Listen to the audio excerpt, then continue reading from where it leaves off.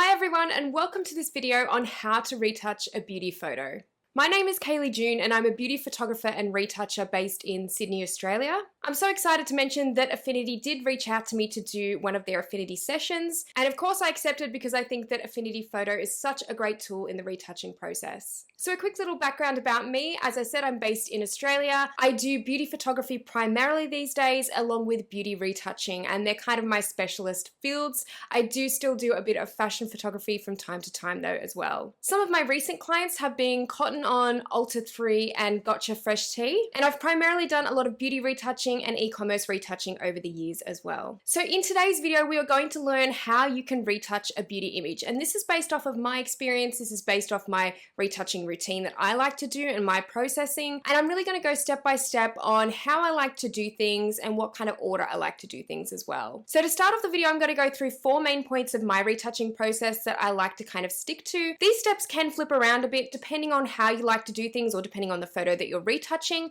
but usually for me they stay pretty much the same. So the first step is to actually do your raw processing. So this is really the only step we're not really going to necessarily cover today. We're going to be covering most of the retouching process in Affinity Photo. For raw processing, you can use any program that you prefer to do that, and then kind of bring your work into Affinity Photo, which is really what we're going to speak about, the process of doing that today, and we're going to cover all of those retouching elements. So raw processing is number 1. Number 2 is skin retouching. Now for those of you who have maybe seen my YouTube channel, you may know that I do like to stick to a very natural skin retouching aesthetic. I don't like to go too far with my skin retouching. However, we are going to cover a couple of different elements underneath this today, like dodge and burn, the healing tools, and using the clone stamp tool as well. The next step is retouching other elements in a portrait. So for these we're talking about lips, eyes, and even hair. And then the final step that we're going to cover today in this video is going to be color correction and grading. So let's get straight into it, and I hope that you all enjoy the video. Okay everyone, so we've got our beauty image here now in Affinity Photo, and we're going to start off with our skin retouching.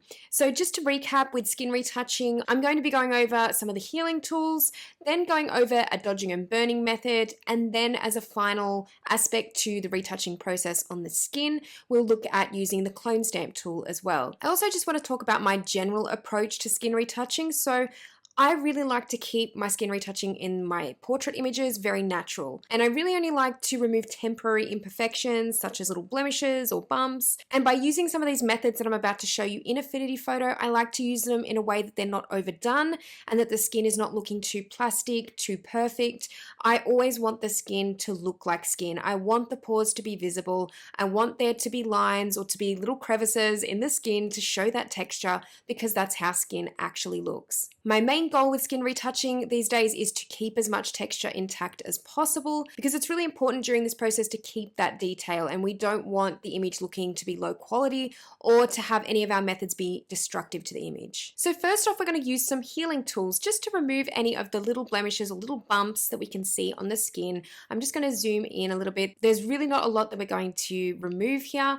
So to do this, I always like to do this on a new layer. By working on a new blank layer on top of the background image, we are not being as destructive to the image, and it's really important that we do this. So first off, I'm just going to create a new pixel layer just here, and I'm going to rename it to healing.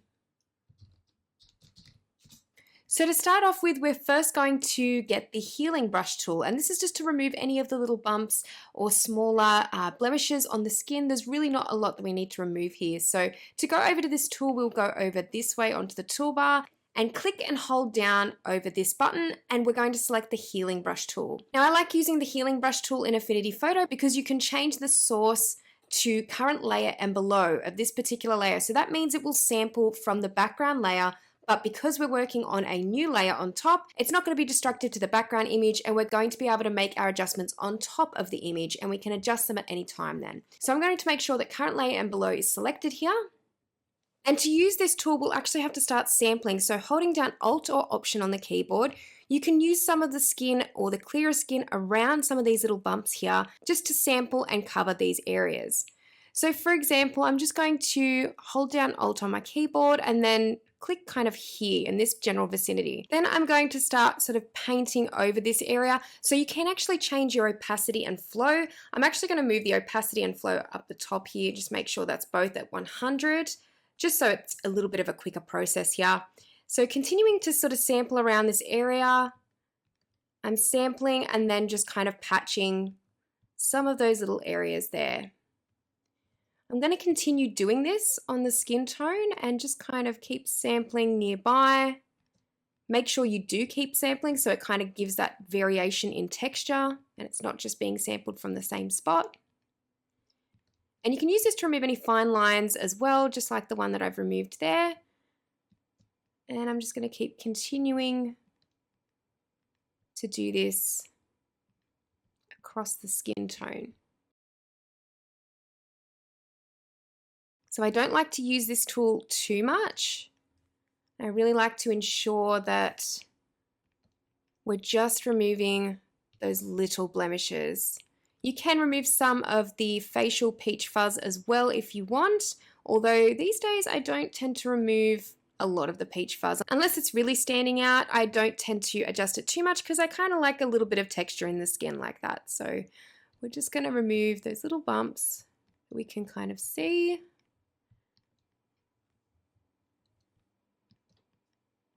And not go too far.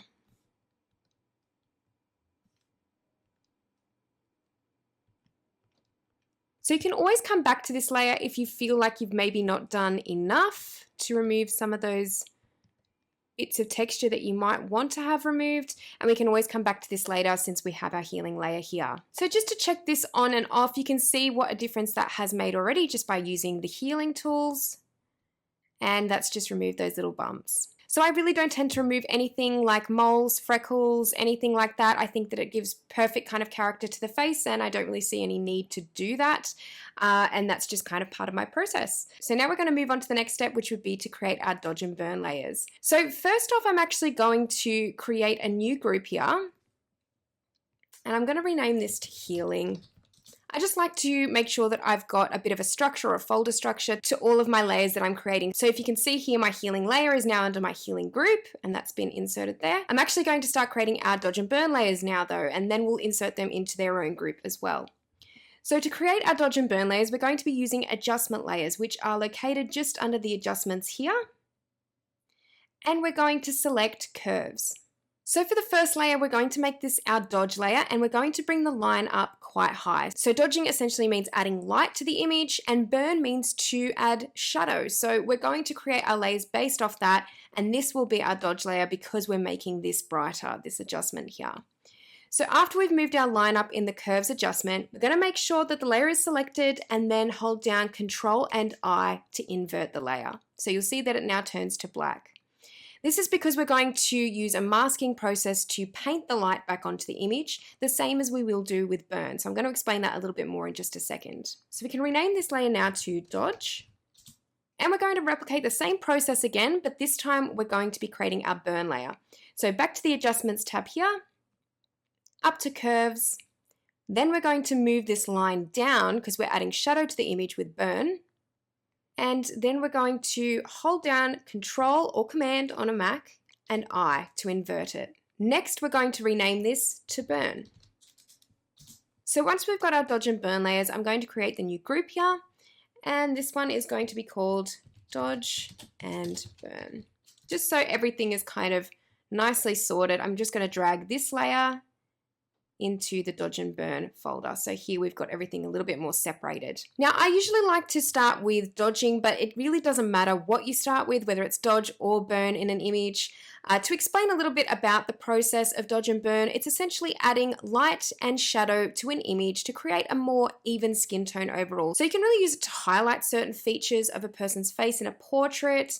It can be used on any kind of photograph. It doesn't have to be just portrait retouching that you use a dodge and burn process. It's a very handy process to really help contour or to help kind of bring out those features that you want to bring out in an image, but it's also very good when used locally and when used very close in to help create a more even effect across the skin tone and with the lighting. So now to do a bit of a demo of dodge and burn, we're going to make sure that our dodge layer is selected here.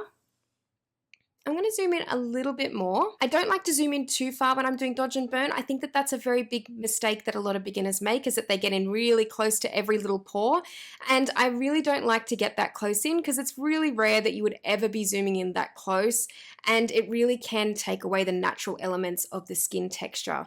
So I like to make sure I've got a fairly decent overall view of the image when I'm doing this. We're actually going to go and get our brush tool now, the paintbrush over here. And we're just going to make a few adjustments to our brush size. So you can move the brush size down just a little bit, like I'd say probably a little bit bigger than 40 pixels for this particular image, but it's really going to depend on the image that you're retouching. I'm going to stick with about 46 pixels, which is what I've got selected at the moment. I've got my flow set to 1% and my opacity to 100%, and I'm going to keep it that way because this is really handy, especially if you've got a graphics tablet, to make sure that we're not pressing too hard onto the skin tone with bringing some of this brightness and darkness back into the image in these areas.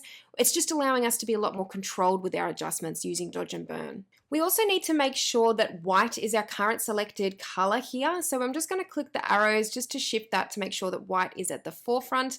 We need to make sure that is selected because we are painting onto a black mask. So basically we are bringing back those adjustments we made with the curves adjustment layers.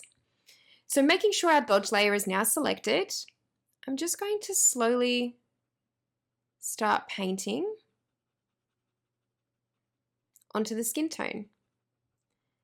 And I'm going to do this in a way that's quite light-handed, but it's great because we've got our flow set to 1%. And it definitely makes it easier if you are using a graphics tablet to do this. You have a lot more control with how this is going to be applied to an image. So you can see what I'm doing. If I just zoom in a little bit here, you can see what I'm doing is just filling in these sections that are a little bit darker than some of the other highlighted parts. So it's just those little gaps in between the main highlights here that could do with just a little bit more evenness. So to turn on the dodge layer and to show you what I've been doing, you can see that these kind of areas here that were a little bit patchy, just a little bit, we've filled them in with the dodge tool. So it actually helps create a more even effect. So I'm going to continue doing this just around this area here. And a couple of things to note with dodge and burn is to make sure that when you're doing dodge and burn, the general rule of thumb is to make sure that you're doing the dodging on the lighter areas of the image and that you're using burning onto the darker areas of the image, so the shadows and darker midtones, and then dodge using that on the highlighted areas or the highlighted midtones. So I'm going to continue just using the dodge tool just on these little sections here, just to create that bit more evenness, and then I will move on to using the burn layer.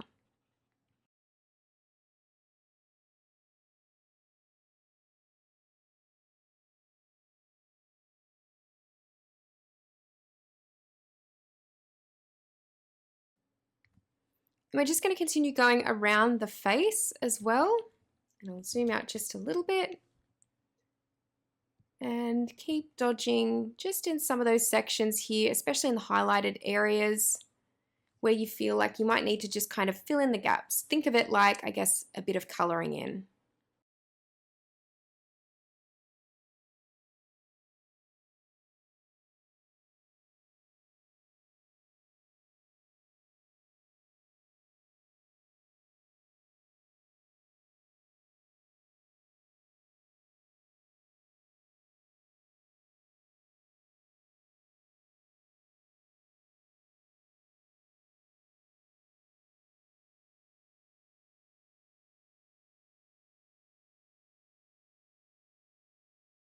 Okay, so once we've applied a bit of dodging to the image, we'll then move on to the burning. So just going to our burn layer here, we're going to be doing a similar effect as we were with the dodge tool, but at this time we're going to be looking for those darker areas of the image, so the shadows, and we're going to be filling in some of those lighter gaps that you can kind of see here.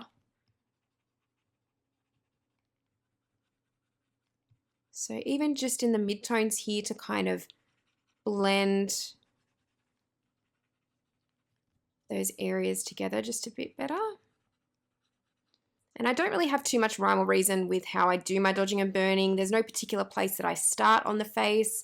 and it all does seem to be a little bit messy when I get into it.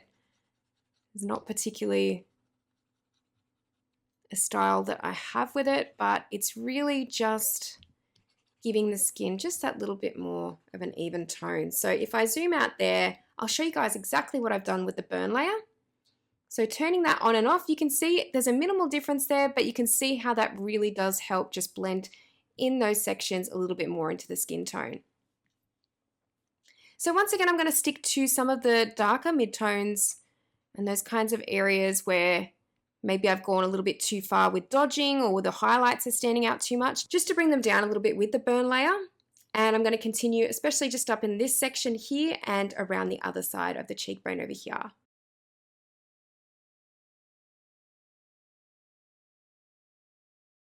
Keep in mind as well that you can adjust your brush size as you go along to really fill in those areas as well.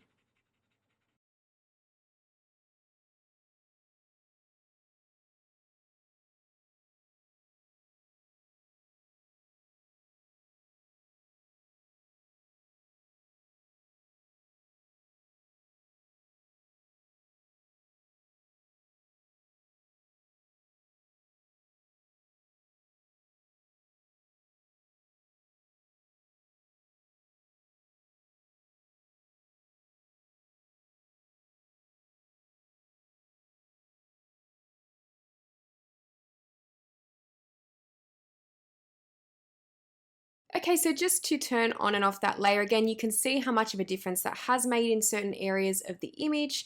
Just helps really get that even tone back with both dodging and burning. So really there hasn't been a huge difference there, but that's how I like it. I really like to make sure that I am keeping that natural element to the skin, and I will come back to do a couple more tweaks as we go along. And the next step is going to be using the clone brush to just soften some of the little bits of texture that we do have in this image, and I usually just use it as a finishing touch. I don't tend to go too overboard with it, so I'm just going to quickly show you how we do that. So by clicking on Add Pixel Layer, we are making sure that we're not going to make any destructive adjustments to the image, and we're going to call this clone brush. And then creating another folder, we'll just name this clone brush as well. So making sure that our layer is selected, I'm then going to go over to the clone brush just over here, and then I'm going to make the brush size quite large, so you can adjust the brush size just up here. So I'm probably going to make it just around this size, quite large, and making sure that the hardness is at 0%. I also like to make sure the opacity is around 15 to 20%, so quite low, and then the flow is also at 15 to 20%. So we want this to be a very soft effect that we're going to apply. You will have to hold down Alt on the keyboard or Option for a Mac just to make sure that you're sampling again parts of the skin tone. We also want to make sure that the source up here is selected to current layer and below, and make sure that that is selected because we want to be able to sample from the layers below. So holding down Alt or Option on the keyboard, and then just very softly brushing over some of these areas. And that really helps the texture to just appear a little bit softer. I really don't go overboard with this technique at all because it's very easy to go overboard with it. So just any areas where I feel like the texture is just a little bit too much, I just want to make sure that that's looking just a little bit softer.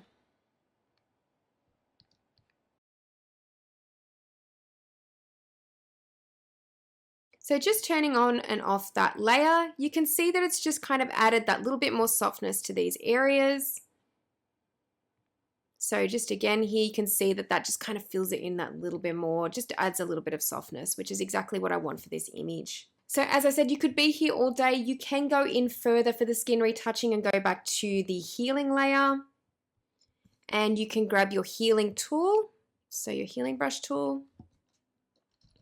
And you can really go in and get any of the details at this point, making sure that you are sampling and making sure that opacity and flow is switched back to 100. And you can kind of just go in for the details here, but as I said, I don't tend to zoom in too far when I'm editing these days because it's very rare that I would ever need to edit things this close up a lot of the time.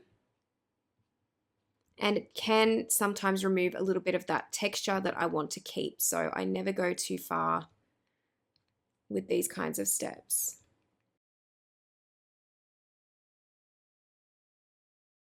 And you can also just remove some of the eyebrow hairs here, which is going to be part of the next element that I talk about, but I may as well show you this now, as you can just easily do this on the healing layer. You can also go back to your dodge and burn layers and perform what is called some global dodging and burning. So what we were doing before was local dodging and burning, but global dodging and burning is by using a larger paintbrush. So you can use a larger paintbrush size, still at a 1% flow and 0% hardness, and making sure that white is selected. You can actually just kind of fill in some of these sections if you feel like they need to be better blended. So it's basically just using a larger brush size at a more zoomed out view to kind of bring everything together.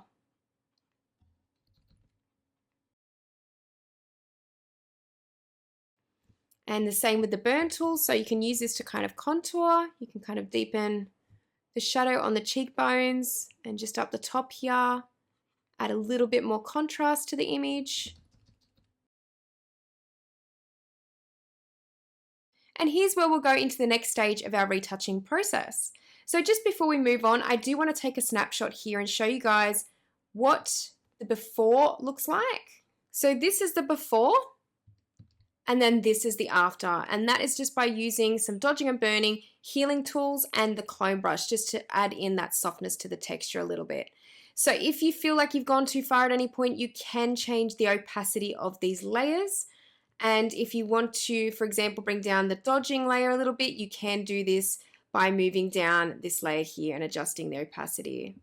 So moving on now to our next step, which is going to be all about the elements of retouching a portrait. So going in a little bit closer here, we're just going to look at the eyebrows. So the elements that we are going to be talking about are going to be just mainly the lips, hair, eyebrows, eyes. To go in a little bit closer here, I'm going to go into the dodge and burn layers. So usually I find the best way to maybe fill in any little gaps in eyebrows is to kind of go into dodge and burn, and primarily the burn layer. Getting your paintbrush again, making sure our settings are the same, and you can actually just start to fill in areas of the eyebrow with the burn layer. And you can actually move the flow up a little bit if you feel like it's not coming through enough onto the image, but you can just gently sort of fill in some of those sections and shade them in a bit just by using the burn layer.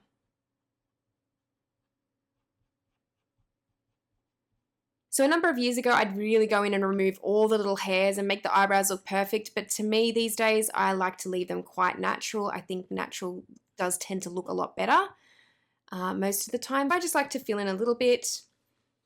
And you can see by turning that on and off, you can see that they've just been kind of filled in there where the light has kind of taken over the brow a bit in the studio. We've just kind of filled that in a little bit more. Another way that I like to kind of enhance the eye area is by actually just moving the burn tool just over the lashes a little bit. So it's important not to go too far with this, because depending on the makeup look that you've got for your beauty image, in this particular case, we want it to still look quite natural. And then I also like to go back to the dodge layer here and just kind of run that over the iris a little bit. You can also run this over the whites of the eyes, just gently. And it just kind of helps them to be highlighted just that little bit more. So just turning that on and off, you can see that that's made quite a big difference there. Might just do a little bit more in the center bit there.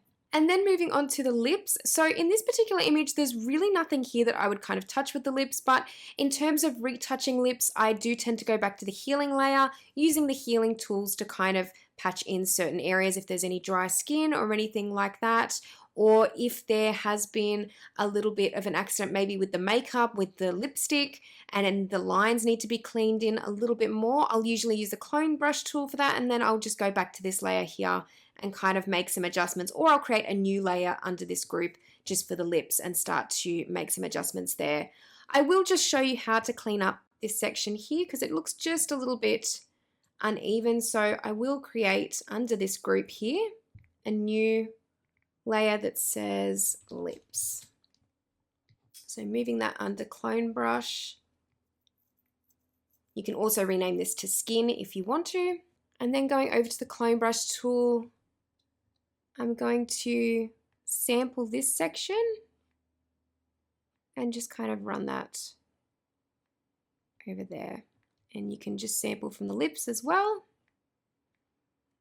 You might have to be very careful with how this is done because you don't want to go and get too clean of a line because then it's just going to start to look very unnatural. So just making sure that the adjustments are minimal. You can change the flow on this as well, just to kind of build that up there. So you can see that's just kind of created a slightly cleaner line there than before. And that's usually how I would retouch lips. And then the last element that we're just going to go over is hair. Now there's not too many stray hairs in this image, which is good, but I will show you guys just how to remove some of those stray hairs. And by going to the healing layer again, going to our healing tools and going to the healing brush tool, holding down Alt to sample around the hair, and then just running the brush over it. It's really quite simple for stray hairs like this. It's when the hair gets very frizzy or unruly, or you've got a particular hairstyle that you need to keep to, and it might be a windy day. That's when it gets really difficult. So really just kind of moving. So really just moving over those areas, and I'm not going to go too far with this because it is meant to look like a very wispy kind of hairstyle. So we're going to leave that as that. And now that we've got all our skin retouching and elements retouched, I'm now going to take another snapshot. Here's another quick before and after. This is the before, and that's the after. So before and then after. All right, so our final step now is to start doing any skin color correction or color grading. I usually like to do this by using adjustment layers once again, and we're just going to start creating a couple of adjustment layers. So our first adjustment layer just down here, we're going to create is going to be a selective color one. And I like to work with selective color in particular for skin color correction because it just allows for an easier process to remove any redness from the skin or to correct it in general.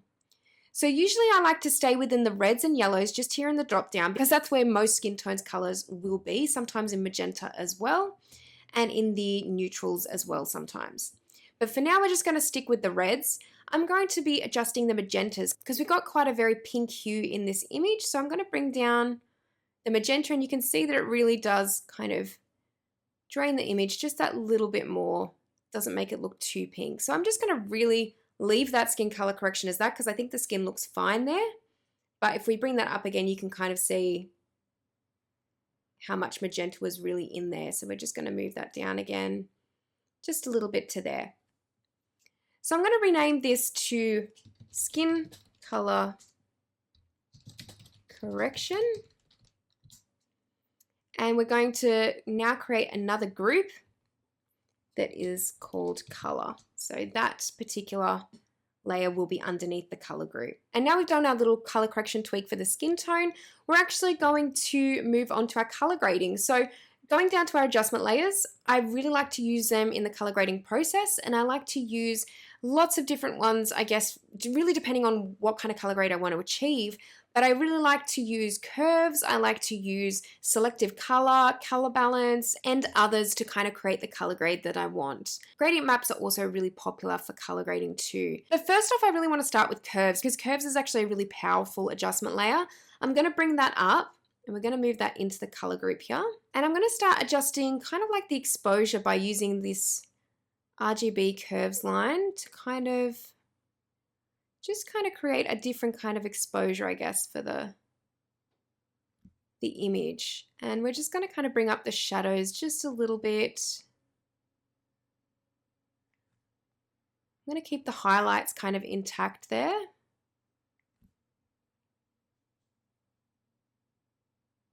But you can see with turning that on and off, you can see that that just kind of adds that little bit more contrast. Now I'm going to add another adjustment layer, and this time I think I'm going to do a color balance. So working on the midtones, first of all, you can change this to shadows and highlights as well. But midtones, I'm going to start sort of shifting over to really see if I can create an interesting color grade. And really this is all about experimentation. Color grading is something that unfortunately is not learnt or mastered overnight, and it really will take some time for a lot of people to realize what they like in a color grade. Moving up to shadows, I really want to kind of move some colors into the shadows. So I kind of like a bit of a blue base for this, I think, because the blue is quite standout in the makeup as well. And we're not going to go too much on the magenta side.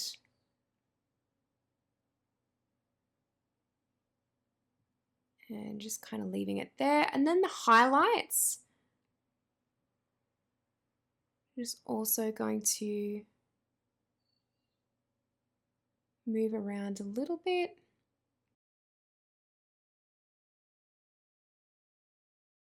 And I'm just going to turn that on and off so you can see what that's kind of done. So we've just kind of tweaked the color there a little bit and the curves. So just turning off this group altogether, you can see that that's already made quite a difference in the color grade of the image. I don't tend to do too much color grading with my beauty images these days. I tend to keep it very natural and very basic in terms of the grades that I give my images. I think because it can be quite difficult to do a full color grade on an image where the skin is really the main focus, and you can only push colors so far really when it comes to skin tones a lot of the time. So as a beauty photographer, I do like to keep my color grades fairly simple. And then as a last adjustment, I'm going to go to selective color. And I'm going to go to the blues here. And we're just going to kind of bring out some of those colors a little bit more.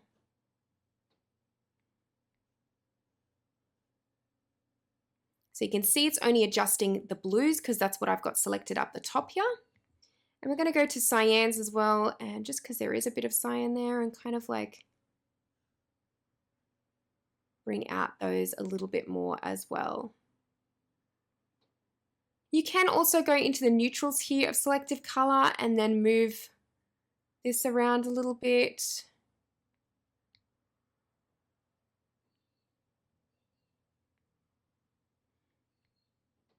Really just depends on what you like in a color grade.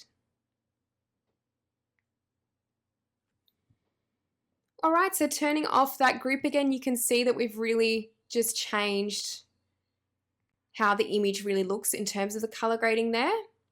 And I'm pretty happy with how this looks. So I'm just going to go in for a really, really quick tweak now. So just going in close here along the nails as well, just to make sure we've got nothing that we need to remove. And going back to our healing layer and our healing tool over here, healing brush tool, I'm just going to sample and make sure we remove any little bits that we've missed. You can just clean up the nails by using this tool as well if you want. There's a little bit of makeup fallout there.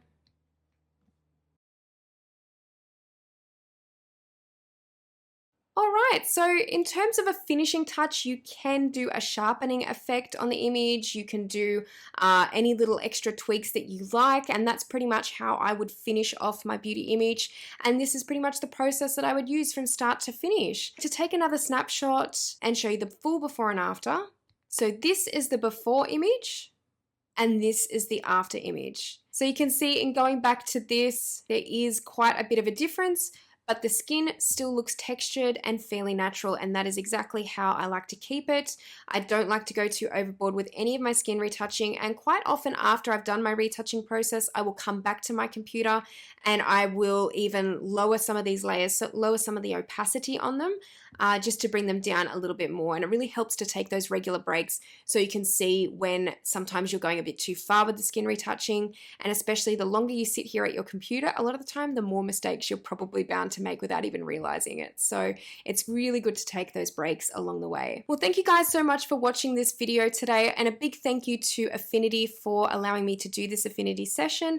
It's been a lot of fun, and I hope that you have all learned a lot from this video. Feel free to go and subscribe to my YouTube channel. I have a lot more tutorials over there, and feel free to put any questions below in the comments section and during the live session where I'll be answering some questions as well, as this video is being released live. So make sure to put any questions questions that you have down in the comments section, and I'll hopefully get around to answering those. And thank you guys so much again for watching this video.